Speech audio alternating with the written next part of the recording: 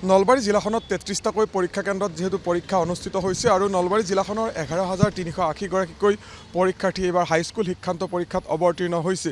এই মুহূৰ্তত মই উপস্থিত আছোঁ নলবাৰীৰ চামতাৰ যি PM শ্ৰী চামতা হাই ছেকেণ্ডাৰী স্কুল যিটো পৰীক্ষা কেন্দ্ৰ, এই কেন্দ্ৰটোত দেখিবলৈ পোৱা গৈছে পুৱাৰে পৰা ইতিমধ্যে যিসকল আৰক্ষী নিৰাপত্তাৰক্ষী ইয়াত মোতায়েন কৰা হৈছিল তেখেতসকলে সুন্দৰভাৱে গোটেই দিশটো পৰ্যবেক্ষণ কৰিছে আৰু যেহেতু এই পৰীক্ষা কেন্দ্ৰটোত ইতিমধ্যে ৯ বজাৰ লগে লগে পৰীক্ষা আৰম্ভ হৈছে। প্ৰথমে আপুনি কওকচোন এই পৰীক্ষা কেন্দ্ৰটোত কিমান পৰীক্ষাৰ্থী পৰীক্ষাত অৱতীৰ্ণ হৈছে?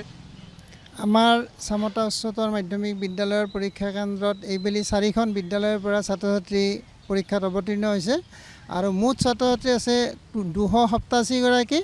ইয়াতে 4খন স্কুল আমাৰ PMC চামতা উচ্চতৰ মাধ্যমিক বিদ্যালয় আছে, আদৰ্শ মিলন হাইস্কুল আছে, বিষ্ণুজ্যোতি একাডেমী ব্যক্তিগত খণ্ডৰ বিদ্যালয় আৰু আমনি জনকল্যাণ হাইস্কুল। এই 4খন বিদ্যালয়ৰ মুঠ 287গৰাকী ছাত্ৰ ছাত্ৰী ইয়াত পৰীক্ষাত অৱতীৰ্ণ হৈছে। CCTVৰ ব্যৱস্থা বা নিৰাপত্তাৰ দিশটোত কি ধৰণে গুৰুত্ব দিয়া হৈছে? আমাৰ ইয়াত CCTVৰ সম্পূৰ্ণ ব্যৱস্থা আছে। বিদ্যালয়ৰ গোটেই কেম্পাছ লগতে ৰুমসমূহতো CCTVৰ সম্পূৰ্ণ নজৰত থাকিব। ঠিক আছে, ধন্যবাদ জনাইছোঁ। অভিভাৱকসকল আছে বাহিৰত, অভিভাৱকসকলে অপেক্ষা কৰিছে। বাইদেউ আপোনাৰ ওচৰলৈ আহিছোঁ, যিহেতু 9 বজাৰ লগে লগে পৰীক্ষা আৰম্ভ হৈছে, আপোনাৰ সন্তান পৰীক্ষা দিবলৈ আহিছে নিশ্চয়? আহিছে, পৰীক্ষা দিব আহিছে, পৰীক্ষা গৃহত সোমাইছে ইতিমধ্যে। তাই ভাল হ'ব বুলি আশা থাকিল আৰু। কেনেকুৱা কি ধৰণৰ আশা কৰে? ভাল এটা ৰিজাল্ট আশা কৰিছোঁ আৰু যাতে ভবামতে হয় সকলোবোৰ তাৰে। বাইদেউ কি ক'ব বিচাৰিব?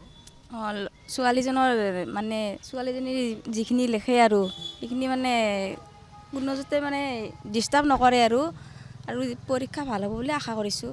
আৰু অভিভাৱকসকলে বাহিৰত অপেক্ষা কৰিছে আৰু যিসকল আৰক্ষী নিৰাপত্তাৰক্ষী মোতায়েন কৰা হৈছে তেখেতসকলে ইয়াত যাতে কোনো ধৰণৰ অপ্ৰীতিকৰ পৰিস্থিতি বা কোনো ধৰণৰ যাতে অসৎ পন্থা কোনেও অৱলম্বন কৰিব নোৱাৰে তাৰ বাবে সতৰ্ক দৃষ্টি ৰখা পৰিলক্ষিত হৈছে।